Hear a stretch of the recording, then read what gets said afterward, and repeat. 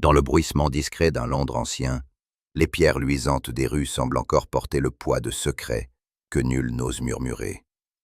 Les bibliothèques, aux ombres épaisses, cachent parfois davantage qu'elles ne révèlent. Et vous, d'où écoutez-vous cette histoire aujourd'hui? Quelle heure est-il chez vous, au moment où vous appuyez sur « Lecture » ? Dites-le moi en commentaire, car il est temps d'ouvrir ensemble une porte invisible, et derrière elle se cache un mystère que seul un esprit attentif pourra effleurer. La pluie tombait ce matin-là, avec une insistance presque cruelle sur les vitres de Baker Street, brassant de longues traînées grises qui brouillaient la vue des passants pressés. Je m'étais installé dans le fauteuil près du feu, un journal à la main, mais mes yeux s'égaraient bien plus volontiers vers la lueur vacillante des flammes que sur les colonnes de nouvelles mornes. Londres semblait enveloppée d'un manteau humide et pesant, et le silence qui régnait dans notre salon n'était troublé que par le crépitement discret des bûches. Je songeais à la monotonie de certaines journées que nous connaissions entre deux affaires, ces périodes de calme où l'esprit de mon ami se recroquevillait dans une sorte de léthargie impatiente. Pour ma part, je goûtais à ce repos avec un soulagement discret. Mais je savais trop bien que Holmes le vivait comme une torpeur pénible, presque insupportable. La pluie, les bruits étouffés de la rue, le poids de l'humidité, tout contribuait à faire de ce jour une toile idéale pour un esprit inquiet et avide d'énigmes. Je me souvenais encore d'un mot qu'il avait prononcé peu de temps auparavant. « L'inaction est un poison plus dangereux que l'opium, Watson. » Ces paroles, je les avais prises avec le sourire, mais en observant la pluie, je devinais combien elle résumait la vérité de son caractère. C'est dans ce cadre morne et pourtant chargé d'attente que se noua l'épisode singulier que je m'apprête à rapporter. Holmes, affalé dans son fauteuil, semblait dormir, mais je savais qu'il ne perdait rien de ce qui se passait autour de lui. Sa pipe, serrée entre ses jaillissaient de lui comme de simples évidences, mais je notais, dans l'éclat de son regard soudain animé, que la pluie ne suffisait pas à endormir son esprit. Il attendait. De quoi je ne pouvais le dire, mais une tension invisible flottait déjà dans l'air. Soudain, un bruit de pas résonna dans l'escalier, rapide, presque précipité, contrastant avec la langueur du matin. Je vis Holmes se redresser aussitôt, ses yeux brillants d'une anticipation qui me surprit toujours autant, comme si chaque visiteur était la promesse d'un mystère à disséquer. Le martèlement s'arrêta devant notre porte, et avant que je n'aie le temps de formuler une hypothèse, un coup bref, nerveux, retentit. Holmes échangea un regard vif avec moi, et son sourire s'élargit. « Voici, mon cher Watson, la dissonance attendue dans cette symphonie de pluie, » dit-il doucement. Je sentis moi-même mon cœur battre plus vite. L'ennui se dissipait déjà. L'homme qui entra paraissait d'abord plus ombre que substance. Son manteau, trempé par l'averse, dégoulinait encore, et ses épaules voûtées accentuaient une maigreur presque maladive. Ses yeux, cerclés de cernes violets, lançaient autour de lui des regards rapides, comme si chaque coin du salon pouvait receler une menace. « Monsieur Holmes ?»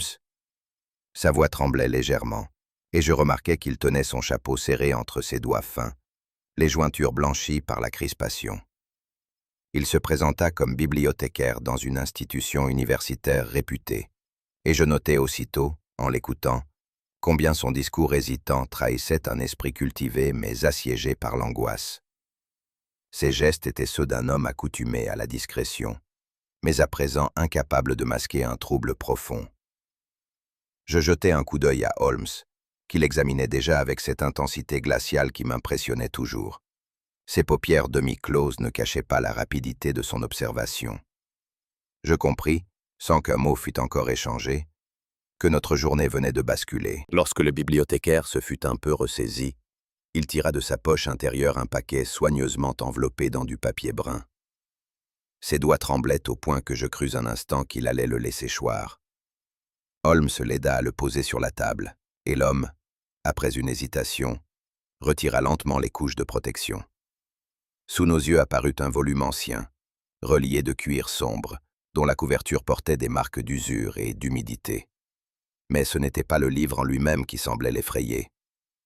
Il ouvrit précautionneusement une page et je vis, dissimulée entre deux feuillets, une feuille plus récente, pliée à plusieurs reprises. C'est là, messieurs, ce qui me tourmente, dit-il avec une expression de désarroi. Une énigme. Ou un avertissement. Holmes, sans se presser, déplia le document. Je pus entrevoir des phrases griffonnées à la hâte, des symboles étranges mêlés à quelques noms. L'ensemble paraissait incohérent, mais je sentis que mon ami y trouvait déjà un ordre invisible. Le bibliothécaire ajouta, d'une voix brisée, qu'il ignorait comment ce feuillet s'était glissé dans le livre, mais qu'il craignait de terribles conséquences à son sujet. Le silence qui suivit me glaça, comme si une menace invisible venait de s'installer parmi nous. Holmes posa la feuille sur ses genoux, caressant du doigt le grain du papier. Son regard se déplaça aussitôt vers notre visiteur, qu'il examina de la tête aux pieds avec une précision qui me laissa songeur. « Vous n'êtes pas venu directement ici, monsieur, » dit-il enfin d'un ton neutre. « Votre manteau porte des traces de poussière non liées à la pluie. Vous avez été suivi, et vous avez tenté de les semer avant d'arriver à Baker Street. » Le bibliothécaire écarquilla les yeux et demeura muet. Quant à moi, je ne pus que regarder mon ami avec une admiration renouvelée. Les détails que j'aurais ignorés avaient déjà construit, dans l'esprit de Holmes, un tableau cohérent et inquiétant. Holmes croisa les jambes, saisit sa pipe et ajouta d'une voix plus basse. « Votre silence confirme des s'ouvrir devant nous. » L'homme demeurait assis devant nous, les mains jointes, comme pour y retenir son courage, et ses yeux fuyants semblaient chercher un refuge sur les murs nus de notre salon.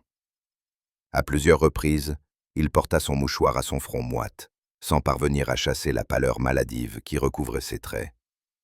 Chaque phrase qu'il commençait s'éteignait dans un murmure, comme s'il craignait d'être entendu par une oreille invisible.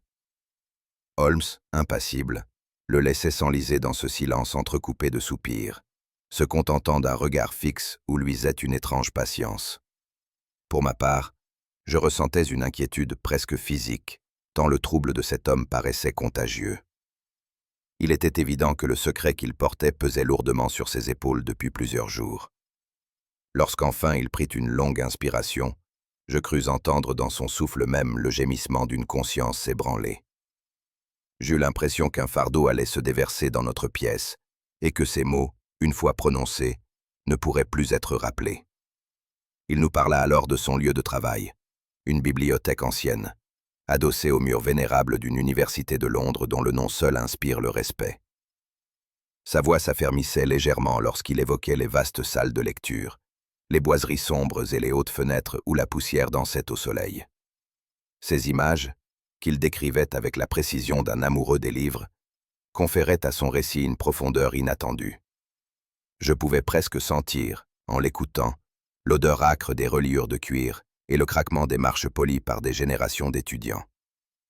Il souligna la rigueur imposée par l'institution. Chaque volume rare était surveillé avec un soin jaloux, et chaque main qui osait le toucher se voyait observée. Mais, derrière ce tableau d'ordre et de discipline, perçait une note dissonante. Ses yeux se troublaient lorsqu'il parlait des recoins obscurs, des couloirs silencieux où l'on se sentait suivi d'un regard invisible. C'était dans ce décor solennel, dit-il d'une voix plus basse, qu'un détail inattendu avait bouleversé. En le feuilletant, il découvrit qu'entre deux pages, presque fondues l'une dans l'autre par le temps, se cachait un feuillet indépendant. Jauni mais moins fragile que le reste, il semblait avoir été glissé là à dessein. Les plis répétés révélaient qu'il avait été déplié et relu plus d'une fois. C'est alors, messieurs, que j'ai compris que quelque chose m'était tombé entre les mains qui n'aurait jamais dû y être, dit-il en serrant son chapeau contre lui comme pour s'y accrocher. Je m'approchai pour examiner la feuille. Les caractères, tracés à l'encre sombre, semblaient d'une écriture hâtive, nerveuse, comme si l'auteur avait voulu dissimuler un secret plutôt que l'expliquer. Holmes, lui, ne se pencha pas encore, se contentant de hocher lentement la tête, comme si déjà un premier éclairage venait de jaillir dans son esprit. Le bibliothécaire baissa la voix. Depuis ce soir-là, je n'ai plus connu le repos. Il nous lut quelques fragments du manuscrit. Les lignes, composées d'expressions latines mêlées à des mots anglais mal dissimulés, formaient une suite incompréhensible à mes oreilles. On y trouvait des noms tronqués, des chiffres isolés, et des phrases si obscures qu'elles semblaient plus menaçantes qu'érudites. Je vis la sueur perler à son front lorsqu'il prononça l'un de ces noms. Il appartenait, selon lui, à un savant disparu depuis des années, un homme dont la réputation académique avait été ternie par un scandale oublié. Ce détail, au lieu d'apporter une explication, ne fit qu'épaissir le mystère. Le bibliothécaire avoua qu'il ne comprenait pas le sens de l'ensemble, mais que chaque mot résonnait comme une menace, comme si le manuscrit avait été conçu pour ne livrer son secret qu'à un cercle restreint. Holmes, qui jusque-là avait gardé le silence, entr'ouvrit les lèvres et demanda doucement. « Et vous avez montré cela à quelqu'un » L'homme baissa aussitôt les yeux, comme coupable d'un crime qu'il n'avait pas commis. Il sortit alors de sa poche une enveloppe froissée, qu'il posa sur la table avec un geste empreint de désespoir.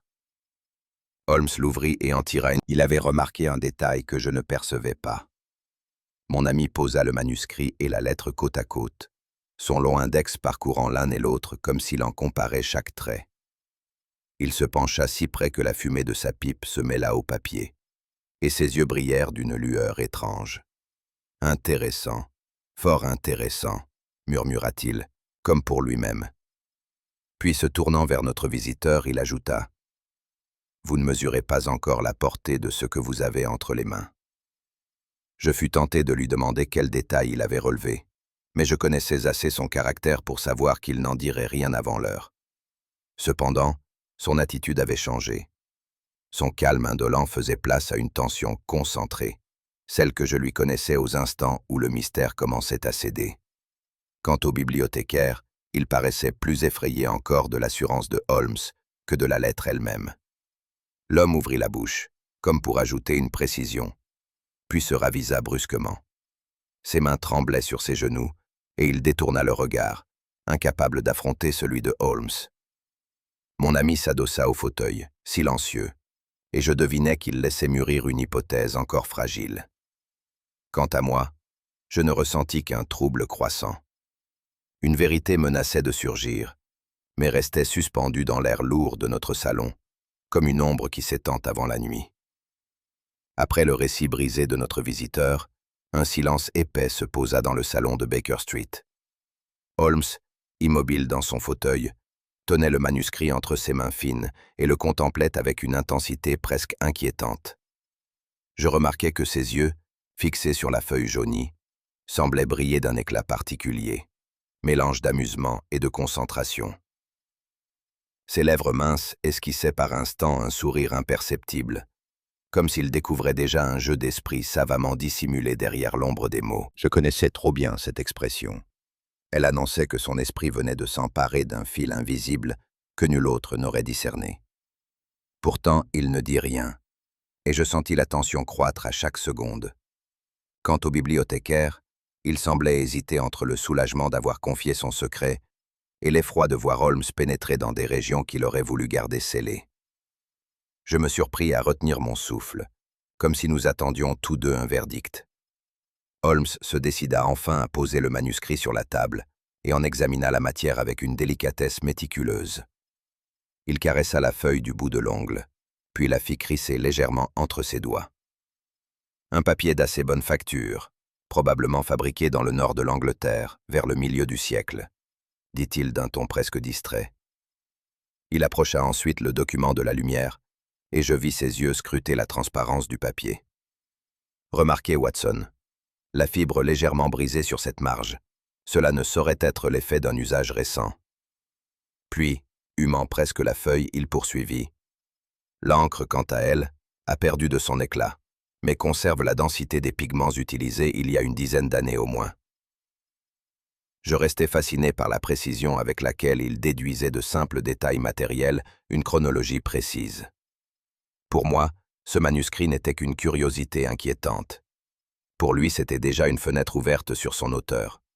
Ce document n'a rien d'une invention improvisée, conclut-il.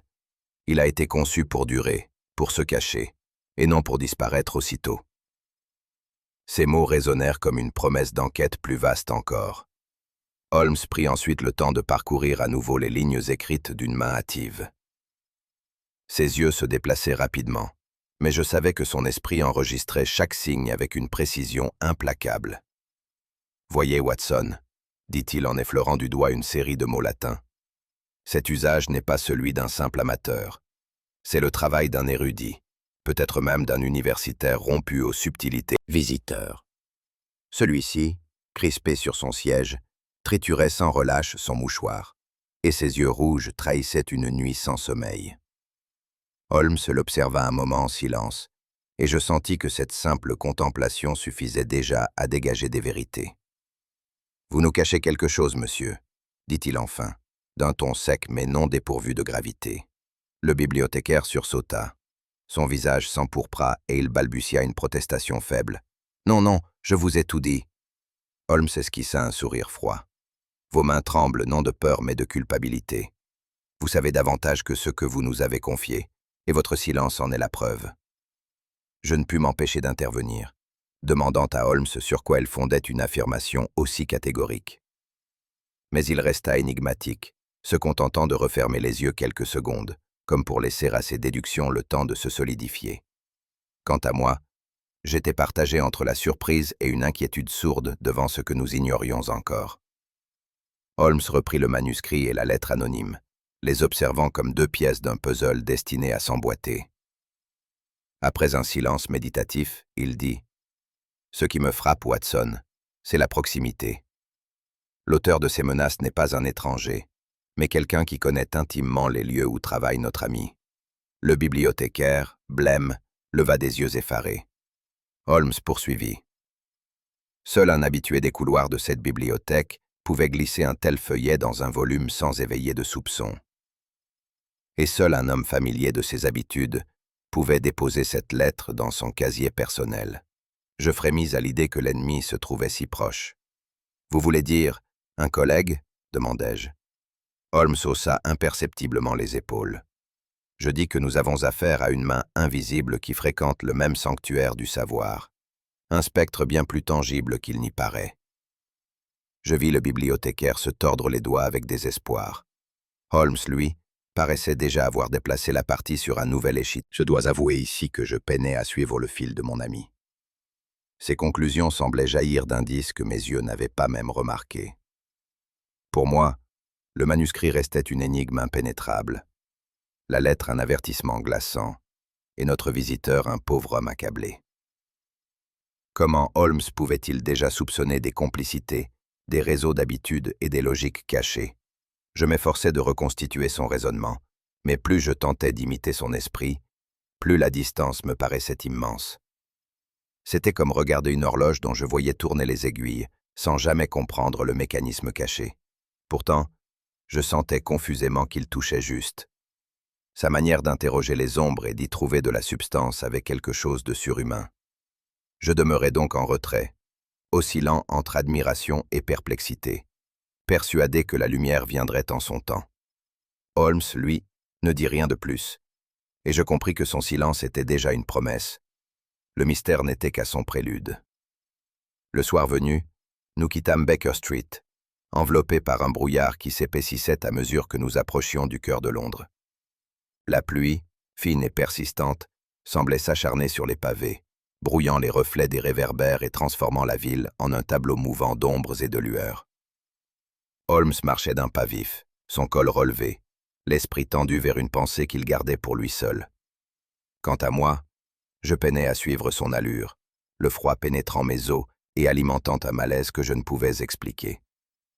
Chaque carrefour franchi me donnait l'impression de quitter un peu plus le monde rassurant de la routine pour entrer dans une dimension parallèle où rôdaient les spectres de la nuit. Holmes demeurait silencieux, ne jetant que de rares regards sur la ville alentour.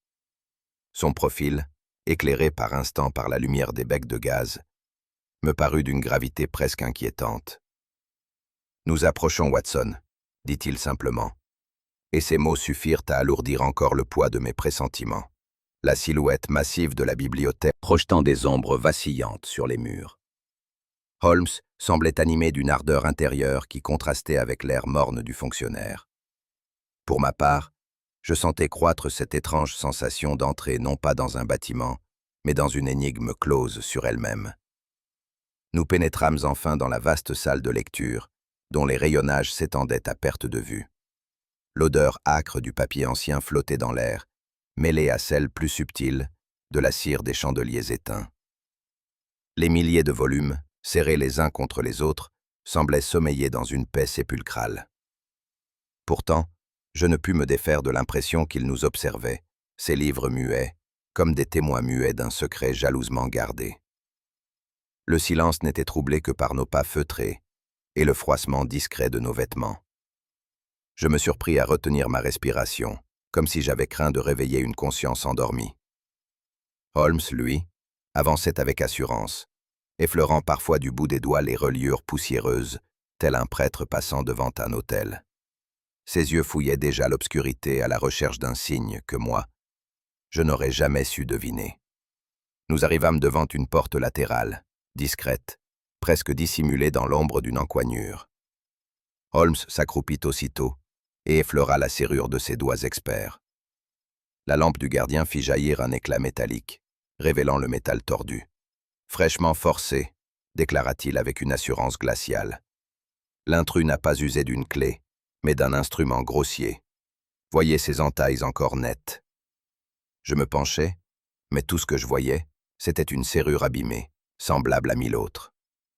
Pourtant, dans la voix de Holmes, je percevais déjà la certitude d'une piste solide.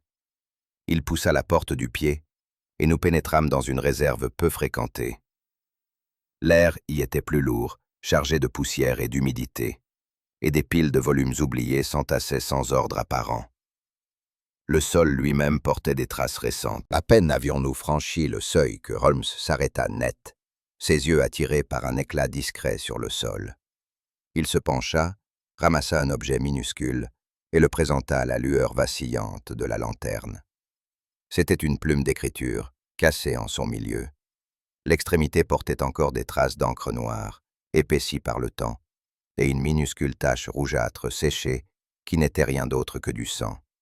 « Voilà qui est des plus suggestifs, Watson, » dit-il doucement. « Une plume brisée dans la hâte, tachée à la fois d'encre et de chair. Nous avons ici la preuve d'une lutte, ou tout au moins d'un geste précipité. » Je demeurais fasciné par cette relique dérisoire qui, sous les yeux de mon ami, devenait soudain un indice capital. Comment une plume, objet si banal, pouvait-elle contenir une histoire de violence et de secret? Holmes, impassible, glissa l'objet dans son étui, comme on range une pièce sacrée. Celui qui a laissé cela derrière lui n'a pas seulement écrit, il a saigné. Ces mots firent naître en moi une appréhension glacée. Holmes resta quelques instants silencieux, comme s'il laissait parler la pièce elle-même. Puis, d'une voix basse, il formula ses déductions. L'intrus est entré avec précipitation, et non avec méthode. La serrure en témoigne. Sa main tremblait, sans doute par peur d'être surpris. La plume s'est brisée au moment où il cherchait à écrire, ou peut-être à détruire quelque chose. Je l'écoutais, partagé entre admiration et malaise. Chaque élément, insignifiant à mes yeux, prenait sous son analyse la force d'une preuve irréfutable. « Mais pourquoi le sang ?» murmurai-je. Holmes eut un bref sourire énigmatique. « Parce qu'un homme effrayé peut se blesser dans sa hâte. Et parce que la vérité laisse toujours une trace, Watson. Toujours. » Ces paroles résonnèrent étrangement dans l'obscurité de la salle, comme un avertissement venu des ténèbres. Alors que nous tournions les talons pour quitter la réserve, un silence encore plus épais nous enveloppa. Je crus entendre mes pensées. Je marchais aux côtés de Holmes, songeant aux indices déjà accumulés, lorsque mon ami rompit enfin le silence. « Watson, » dit-il d'une voix posée, « il est désormais impossible d'avancer sans dresser la liste de ceux que ce manuscrit pouvait intéresser. Une énigme n'existe jamais seule, elle se nourrit d'hommes et de passions. » Je le suivais du regard, impressionné par cette assurance tranquille. Pour moi, l'affaire demeurait encore une succession de faits obscurs. Une serrure fracturée, une plume brisée, un bibliothécaire tremblant. Mais pour lui, le mystère prenait déjà les contours d'un drame humain, avec ses protagonistes prêts à émerger de l'ombre. Il m'expliqua que 3 figures distinctes se détachaient dans son esprit, 3 silhouettes reliées par le fil invisible de l'intérêt ou de la jalousie. C'est parmi elles que se trouve la clé, conclut-il simplement, et son ton ne laissait guère de place au doute. Je compris alors que nous franchissions un seuil. L'affaire cessait d'être une simple curiosité pour devenir une chasse à l'homme. Le premier nom qu'il évoqua fut celui d'un professeur d'histoire ancienne, homme de savoir incontesté mais d'un caractère acide, souvent décrit comme un rival impitoyable au sein du monde académique. Holmes, qui avait eu vent de certaines querelles universitaires, rappela combien cet érudit nourrissait une jalousie tenace envers quiconque menaçait sa suprématie intellectuelle. Son tempérament colérique est bien connu, Watson, et ses attaques publiques contre ses confrères laissent deviner une rancune qui dépasse les simples débats savants, observa mon ami. Je me rappelais alors avoir lu dans un journal une polémique qu'il avait opposée à un collègue au sujet d'un manuscrit médiéval. L'affaire avait tourné en ridicule l'autre savant, et je compris combien un tel homme pouvait être redoutable s'il se voyait menacé à son tour. Le bibliothécaire, lorsque son nom fut prononcé, pâlit légèrement et confirma qu'il l'avait vu rôder plus d'une fois près de la section où se trouvait le volume en question. Ses yeux brillaient d'un... Le second personnage que Holmes évoqua contrastait fortement avec le premier. Il s'agissait d'un étudiant encore jeune, dont la réputation d'assiduité avait été éclipsée par des dettes de jeu accumulées en peu de temps. Le bibliothécaire confirma l'avoir souvent aperçu, errant sans but entre les rayons, feignant de travailler, mais jetant en réalité des regards furtifs autour de lui. La misère est une force qui pousse l'homme à des extrémités insoupçonnées, dit Holmes d'un ton grave. Un jeune esprit acculé par le besoin peut se transformer en voleur ou en complice, parfois sans même s'en rendre compte. Je regardais notre visiteur, qui opinait tristement. L'étudiant avait déjà été réprimandé pour avoir tenté de vendre des volumes mineurs empruntés illégalement. Ce détail me serra le cœur, car je voyais là non un criminel endurci, mais une âme perdue, ballottée entre son savoir fragile et la tentation de l'argent facile. Pour Holmes, toutefois, il ne s'agissait pas d'un cas de pitié, mais d'une piste concrète. Si le manuscrit possède une valeur marchande, reprit-il, il est certain que cet étudiant l'a déjà convoité. Ces mots résonnaient comme une sentence, et je sentis combien la liste des suspects prenait un tour inquiétant. Le dernier nom évoqué par Holmes appartenait à un homme que l'on décrivait dans tout Londres comme un amateur d'ouvrages rares, mais dont la réputation était ternie par des affaires obscures. Sa fortune considérable, acquise dans des entreprises douteuses, lui permettait d'assouvir ses passions sans limite, et il n'était pas rare de le voir payer des sommes exorbitantes pour des pièces de moindre valeur, uniquement pour s'assurer qu'aucun autre ne les posséderait. Cet homme, Watson, poursuit Holmes, a tenté à plusieurs reprises d'approcher la bibliothèque pour acheter, sous prétexte de mécénat, certains de ses trésors les plus anciens. On l'a toujours éconduit. Mais je vous laisse deviner quel intérêt il porterait à un manuscrit qui n'a pas encore trouvé place dans les catalogues officiels. Le bibliothécaire confirma d'une voix tremblante que le collection différente vers le même manuscrit.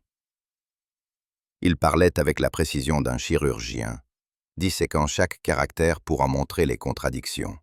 Le professeur, malgré sa science, ne pouvait guère s'abaisser à une effraction vulgaire. L'étudiant, malgré sa misère, n'avait ni le savoir ni les relations pour exploiter le contenu du manuscrit. Le collectionneur, quant à lui, n'avait pas besoin de recourir à la clandestinité, puisqu'il possédait l'or capable de soudoyer n'importe quel fonctionnaire. C'est dans ces dissonances, ajouta Holmes, que se loge la vérité. Un homme agit rarement en parfaite cohérence avec son mobile. Cherchez l'incohérence, et vous trouverez la clé. Je l'écoutais, admiratif mais aussi troublé. Chacun de ces suspects semblait à la fois coupable et innocent. Et c'est dans cet entre-deux que le mystère s'épaississait. Je pris alors la parole, exposant mes propres impressions, moins subtiles mais sincères. À mes yeux, l'étudiant représentait le coupable idéal. Son désespoir, ses dettes, sa présence suspecte dans la bibliothèque, tout semblait l'accuser. Holmes m'écouta avec bienveillance, mais je reconnus dans son léger sourire l'indice qu'il suivait déjà une autre piste. « Vous raisonnez en surface, mon cher Watson, » dit-il enfin. « Mais les faits matériels s'alignent autrement. La serrure forcée dénonce un intrus peu habile, non un érudit méthodique ni un collectionneur prudent.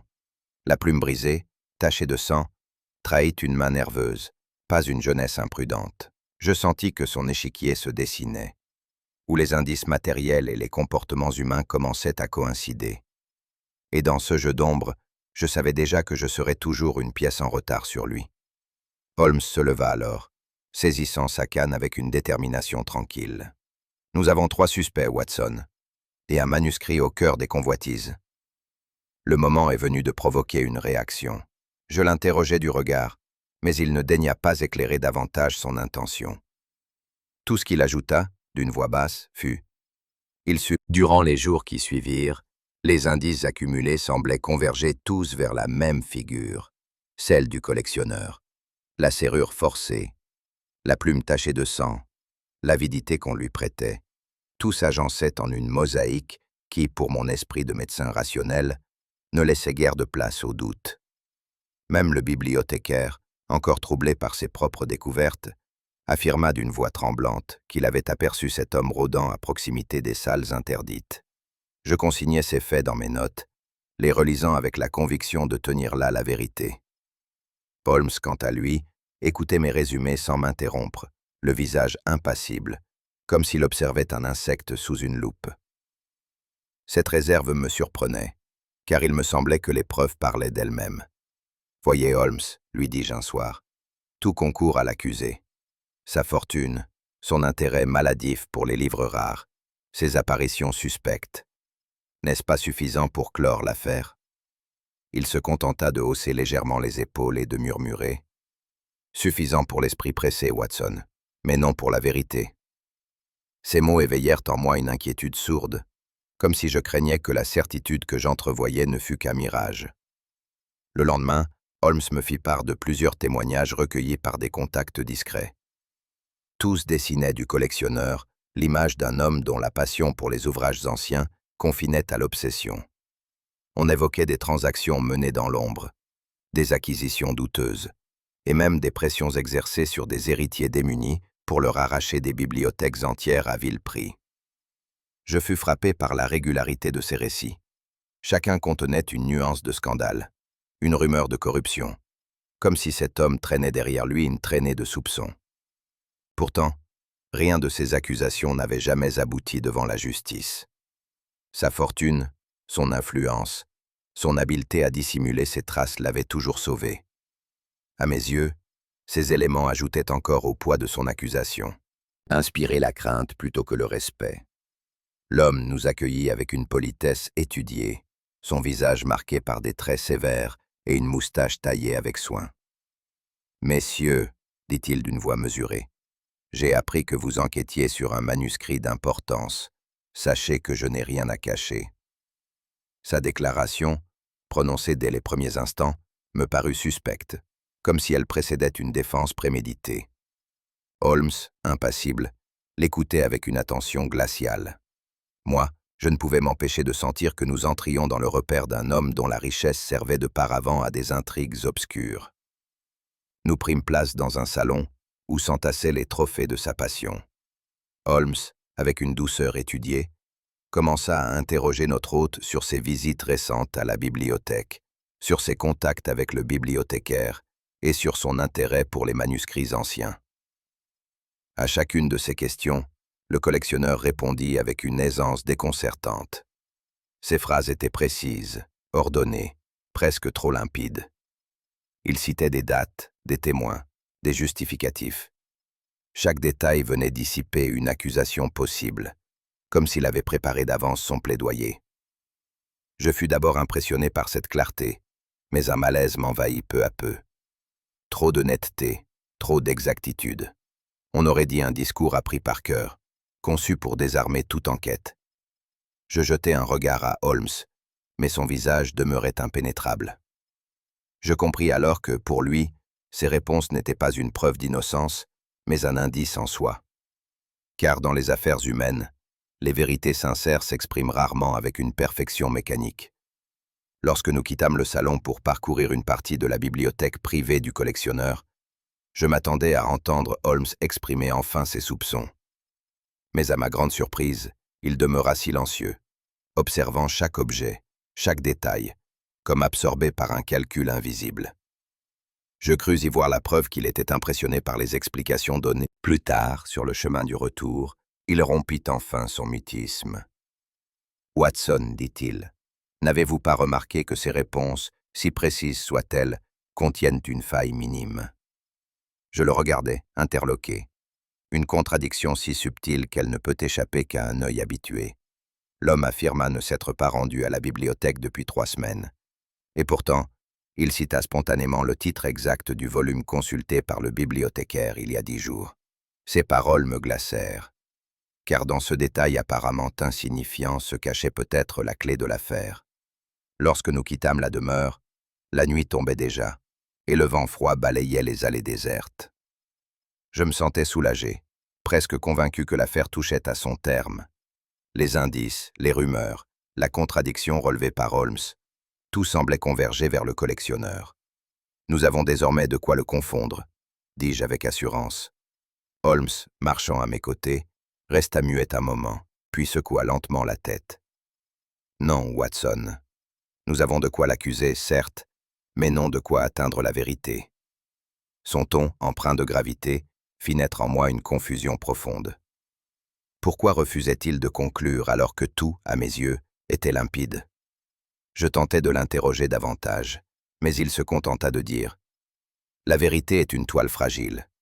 Si l'on tire trop tôt sur un fil, elle se déchire. » Nous regagnâmes Baker Street dans un silence lourd. Je ne pouvais chasser l'impression que, loin d'avoir résolu l'affaire, nous n'avions fait qu'ajouter une couche d'ombre au mystère. Et dans cette obscurité, seule la certitude de Holmes demeurait. Le piège devait encore se refermer. C'était par une matinée voilée de brume que Holmes, après avoir fumé longuement sa pipe en silence, se leva soudain avec cette résolution que je lui connaissais trop bien. « Watson, je dois m'absenter pour quelques jours, » dit-il simplement, sans même lever les yeux de son manteau qu'il boutonnait déjà. Je lui demandai s'il s'agissait de l'affaire du manuscrit, et les heures qui suivirent me parurent étrangement silencieuses. L'appartement de Baker Street, habituellement animé par la vivacité de Holmes, semblait soudain déserté d'esprit. Chaque objet rappelait sa présence. Sa loupe posée sur le bureau, ses fioles alignées dans un désordre savant, son violon abandonné sur une chaise comme s'il devait le reprendre d'un instant à l'autre. Je m'assis près de la cheminée, songeant aux conversations passionnées que nous avions eues la veille encore, et je fus frappé par l'absence de ce regard vif qui donnait à la pièce toute son énergie. Même la rue, que j'observais par la fenêtre, me parut terne, comme si elle avait perdu son principal spectateur. Cette impression de vide allait bien au-delà d'un simple départ. Elle révélait combien mon existence, désormais, s'était attachée à la sienne. Et plus je contemplais ce fauteuil vide, plus je me demandais quel péril pouvait l'avoir poussé à m'écarter ainsi de son enquête. La journée s'écoula dans une lenteur oppressante, puis une autre, sans que je reçusse la moindre nouvelle. Mon esprit, livré à lui-même, se mit à bâtir les conjectures les plus sombres. Je me représentais Holmes affrontant seul un adversaire rusé, cerné peut-être par des complices, ou bien surpris dans quelque ruelle obscure par une main armée. Chaque bruit de pas dans l'escalier me faisait sursauter. Chaque coup frappé à la porte éveillait l'espoir d'un signe. Mais ce n'était jamais lui. Je relus mes notes de l'affaire, cherchant à suivre le fil de son raisonnement. Mais je dus admettre que je n'avais pas la moitié de ses clés. Plus les heures passaient, plus je sentais s'alourdir sur moi le poids de l'inconnu. Holmes, par son silence, m'avait laissé dans une obscurité complète. Et pourtant, je savais qu'il n'était pas homme à se risquer sans un plan. Mais quel plan? Et jusqu'où le mènerait-il? Au fil de mes visites en ville, je surpris divers échos dans les cercles savants et les salons. On parlait à mots couverts d'un vol étrange survenu dans une bibliothèque, de la disparition. Je compris aussitôt qu'il s'agissait de Holmes, bien qu'aucun nom ne fût prononcé. Ce voile de secret m'inquiétait davantage, car il signifiait que l'affaire s'étendait déjà au-delà des murs de la bibliothèque universitaire. Un soir, dans un salon fréquenté par des érudits, je surpris 2 professeurs discuter à voix basse d'un chercheur jaloux qui aurait voulu effacer une preuve compromettante. Ces bribes, bien qu'imprécises, renforçaient mon sentiment que l'affaire gagnait une ampleur que je n'avais pas soupçonnée. Holmes, en se taisant, avait sans doute voulu m'épargner. Mais j'étais désormais plongé dans une inquiétude plus grande encore, car si les rumeurs circulaient déjà dans tout Londres, il était certain que ses ennemis les avaient entendues aussi. À cette inquiétude vint s'ajouter une autre, plus immédiate. Depuis quelques jours, je crus remarquer des silhouettes rôdant autour de Baker Street. D'abord une simple impression, un homme stationnant trop longtemps près de la vitrine d'un marchand, une carriole arrêtée sans motif apparent. Puis les indices devinrent plus nets, un regard insistant quand je sortais, des pas précipités derrière moi dans l'obscurité, aussitôt interrompus lorsque je me retournais.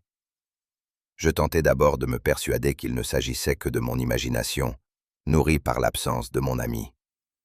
Mais un soir, en rentrant tard, je vis distinctement une ombre s'éloigner de notre porte à mon approche. Elle disparut dans la brume avant que je puisse la suivre.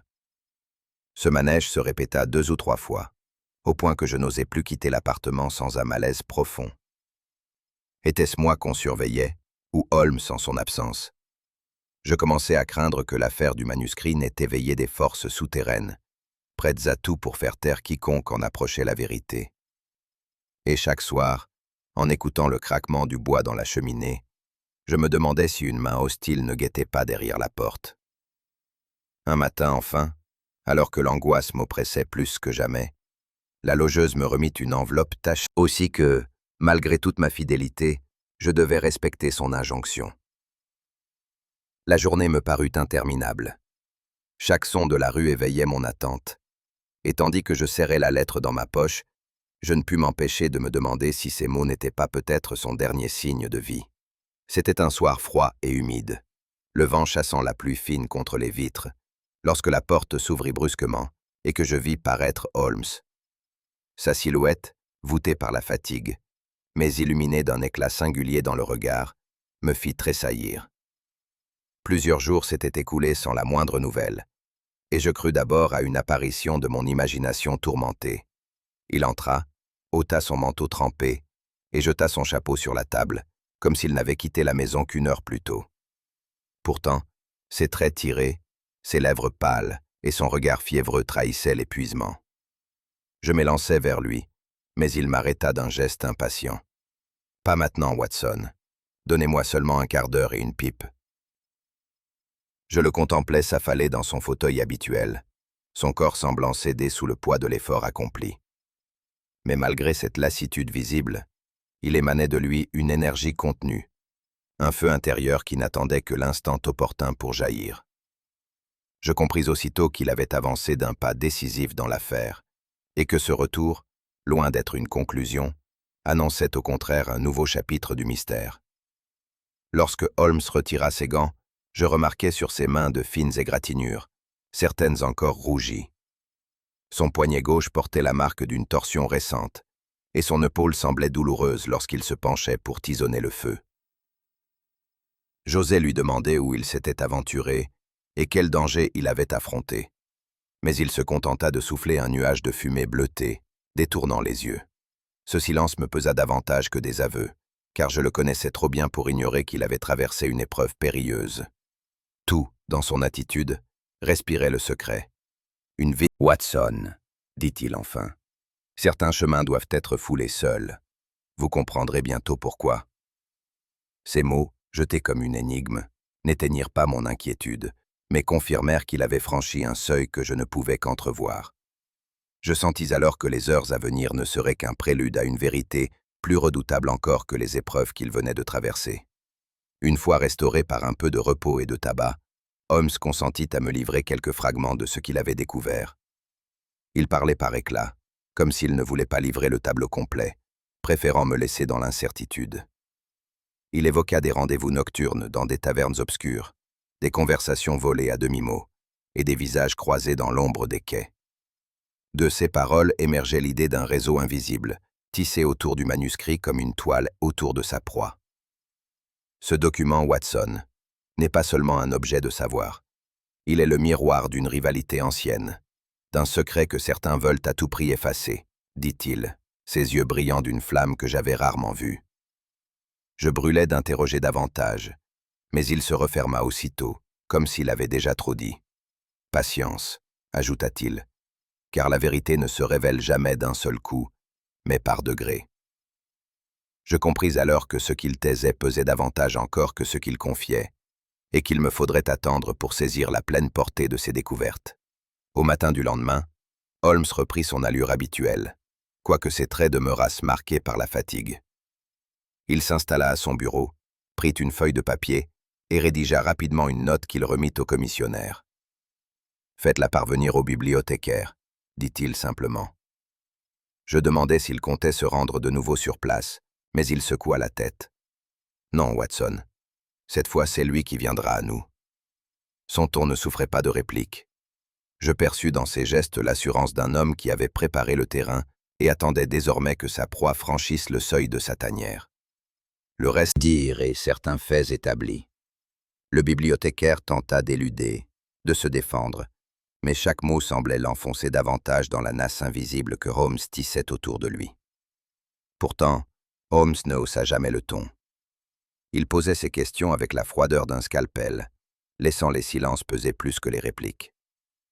Moi-même, je sentais la tension croître, comme si l'air du salon devenait plus lourd. À la fin, le bibliothécaire se laissa tomber sur une chaise, le visage défait. Mais Holmes, au lieu de le confondre totalement, se contenta de murmurer. « Il reste un détail, monsieur. Un détail qui changera tout. » Ces mots suspendus laissèrent dans l'air une menace plus forte que n'importe quelle accusation directe. Holmes, soudain, tendit la main vers le bibliothécaire. « Permettez-moi de voir ce que vous avez dans votre poche intérieure. » L'homme hésita, mais finit par sortir un trousseau dont l'un des anneaux portait une vieille clé de bronze. Je fus frappé par l'étrangeté de l'objet. Sa tête était maculée d'une tache sombre, à demi effacée, qui ressemblait autant à de l'encre séchée qu'à une trace plus sinistre. Holmes la prit, l'examina longuement et déclara d'une voix calme. « Voilà, Watson, la clé de bien des mystères. » Le bibliothécaire, blême, voulut protester, mais Holmes referma sa main sur l'objet, comme s'il venait de capturer la preuve vivante de ses soupçons. Je compris, au silence pesant qui suivit, que nous venions de franchir un seuil décisif. Lorsque l'homme quitta Baker Street, vacillant comme sous le poids d'un fardeau, Holmes demeura longtemps immobile, la clé posée devant lui sur la table. Je m'attendais à une explication immédiate, mais il garda le silence, se contentant de contempler l'objet avec une intensité presque douloureuse.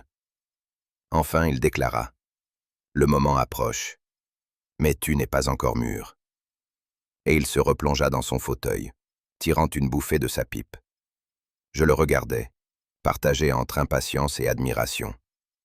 Son esprit, et je compris alors que le climax, cette vérité qu'il avait patiemment tissée, se tenait déjà au seuil de notre porte. C'est dans la vaste salle de lecture de la bibliothèque, au plafond voûté et aux colonnes sévères, que Holmes choisit de convoquer les protagonistes de l'affaire. Les becs de gaz diffusaient une lumière jaune et vacillante, projetant sur les rayonnages d'ombres interminables silhouettes. Chaque bruit de pas résonnait comme un coup sec dans ce silence solennel, et je sentis la gravité de l'instant peser sur chacun d'entre nous. Le bibliothécaire, l'érudit jaloux, l'étudiant aux traits fatigués, et même le collectionneur au visage impassible, se tenaient là, dans une immobilité forcée. Moi-même, je retenais ma respiration, conscient que le dénouement approchait. Holmes, debout au centre, avait cette attitude calme et magistrale que je lui connaissais bien lorsqu'il allait révéler une vérité longtemps dissimulée. Il fit lentement le tour de la salle, ses doigts glissant sur les dos des volumes, comme s'il prenait à témoin les siècles entassés dans cette cathédrale de papier. Puis, se tournant vers nous, il déclara d'une voix claire. « Messieurs, vous êtes ici non pour entendre des accusations, mais pour que la lumière, enfin, éclaire les ténèbres. » Ces mots, dans cet espace solennel, résonnèrent comme une sentence irrévocable. Holmes, avec ce calme glaçant qui lui était propre, entreprit alors de retracer pas à pas le cheminement de l'enquête. Il commença par évoquer la première apparition du bibliothécaire à Baker Street, tremblant, portant en lui une peur que ces mots ne suffisaient pas à exprimer. Puis il rappela la découverte du manuscrit dissimulé, l'existence des lettres de menace, et la serrure fracturée, indice matériel qui donnait corps à la menace invisible. Il sortit de sa poche la plume brisée, conservée comme une relique. Cette plume, messieurs, tachée à la fois d'encre et de sang, est le témoignage muet d'une lutte précipitée, Elle ne désigne pas un homme précis, mais elle atteste d'une vous, le coupable. Et de fait, votre réputation équivoque, vos acquisitions douteuses, vos visites insistantes à la bibliothèque faisaient de vous une cible commode pour les soupçons. Je vis l'homme hausser un sourcil, comme s'il s'attendait à une accusation frontale. Mais Holmes poursuivit, implacable. Justement, cette évidence était trop parfaite.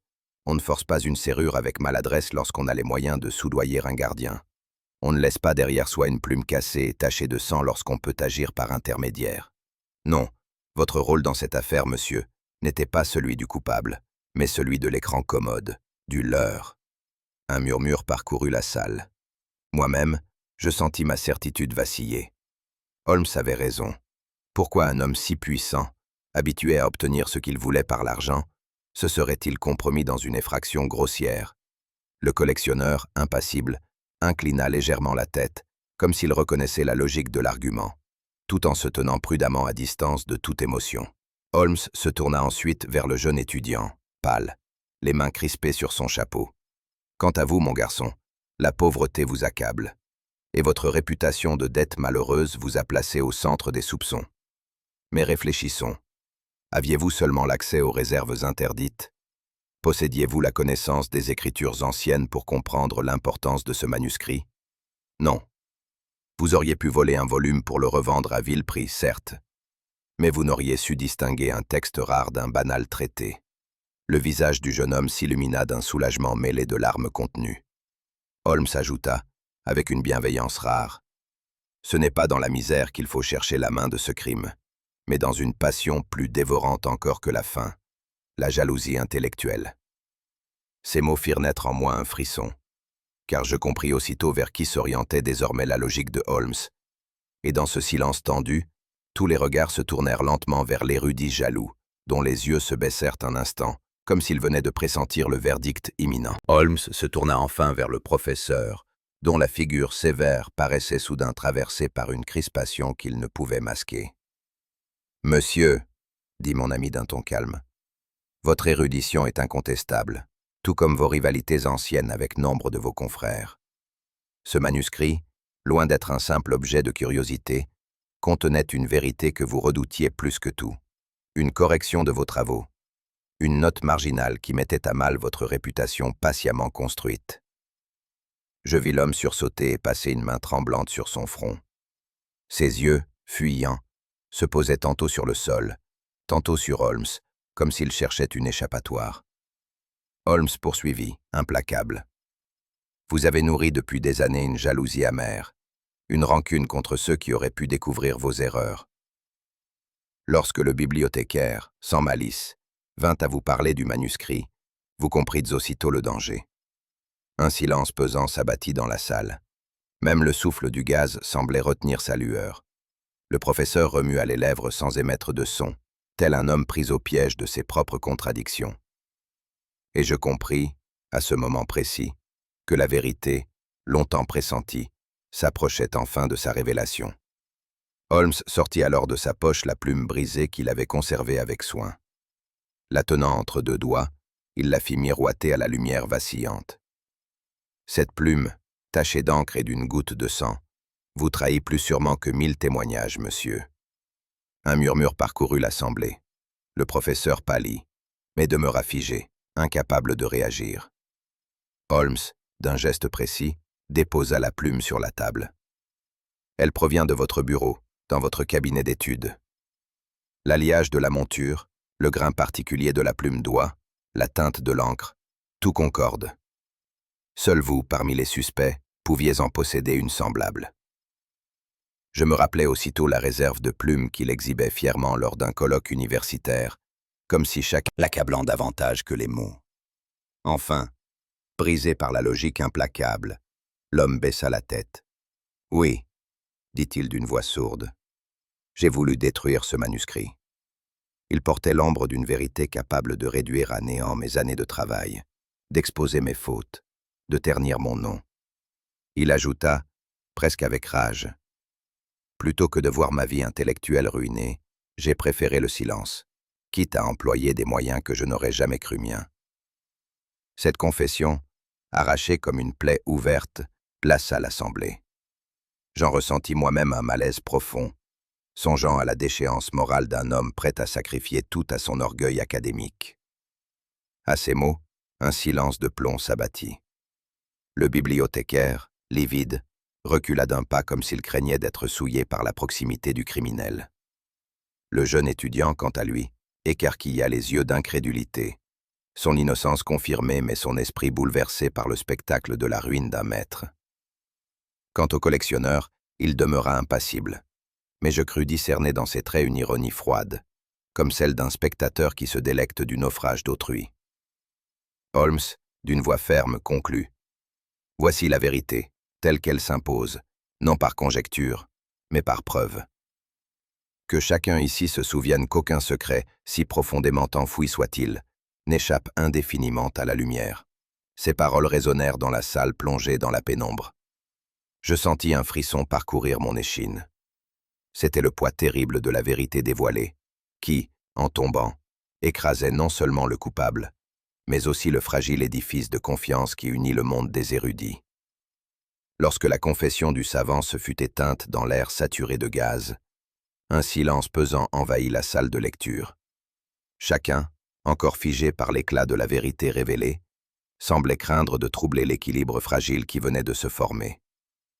Les rayonnages immobiles, les tables luisantes et la lueur tremblante des lampes donnaient à la scène. Les témoins quittèrent la pièce à pas lents, comme si leurs pas eux-mêmes portaient le poids du secret qu'ils venaient d'entendre. Je vis l'étudiant s'éloigner, pâle et soulagé, tandis que le collectionneur s'inclinait froidement, tel un homme qui n'avait rien perdu ni gagné dans cette affaire. Le bibliothécaire, lui, demeura quelques instants immobile, les yeux rivés sur le sol, incapable de quitter le lieu où s'était brisée l'illusion d'une sérénité savante.